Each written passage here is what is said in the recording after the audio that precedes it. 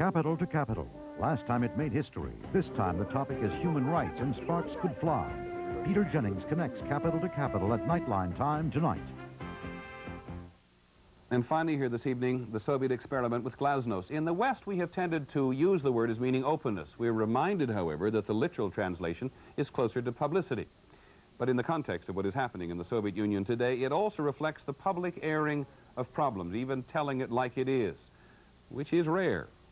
As ABC's Walter Rogers reports from Moscow tonight, people are talking more freely. Well, this is, to my mind, something like fresh air in our society, you see. It's a great freedom. I think that Glasnost is a first step towards real democracy in our society. At Moscow University and across the Soviet Union, there is a sense things are changing, that the limits of permissible criticism are expanding. Among the top Soviet leadership, there seems to be a debate about how much debate is now okay, and the limits are not clearly defined. Russians traditionally don't like to wash their dirty linens in public. Clear limits do remain on public demonstrations. Witness this attempt by Soviet Jews today to capture attention on the Moscow-Washington satellite program on human rights to be broadcast later tonight by ABC News. Soviet authorities cut our television cables, but they were much less brutal with demonstrators than in the past. Just the same, the Western stereotype of Russians suffering in silence needs revising. One man, having to stand in line to buy vodka, wrote to a newspaper, "Why do I drink? Because everything here is vile, lies, and deceit." As free as Soviets are to complain about shabby housing, abominable medical care, and corrupt local officials, the top leadership here, the Soviet military and the KGB, remain sacred cows above public criticism. I don't think I can say whatever I want now.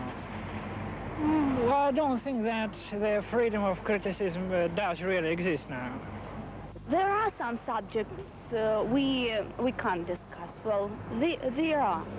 But I think that if we are clever people, we have this freedom. There is a little democracy. Democracy will be when our freedom will not depend upon our government. The fact that Soviets are saying these things, which they would not have said publicly just 2 years ago, is a measure of just how far this society has come. And while this is certainly not a democracy, there is, as one student told us, clearly a process of liberalization taking place here. Walter Rogers, ABC News, Moscow. Later this evening, at Nightline time, a live debate on human rights between members of the Congress and the Supreme Soviet. It is the second in our series we call Capital to Capital, also seen live, unedited in the Soviet Union. It is a subject which generates enormous passion, and some Soviets have actually been calling our news bureau in Moscow today to ask that we raise certain topics with the Soviet politicians they think they can't. So I hope you'll join me later this evening. That's our report on World News tonight. I'm Peter Jennings in Washington. Until later, have a good evening.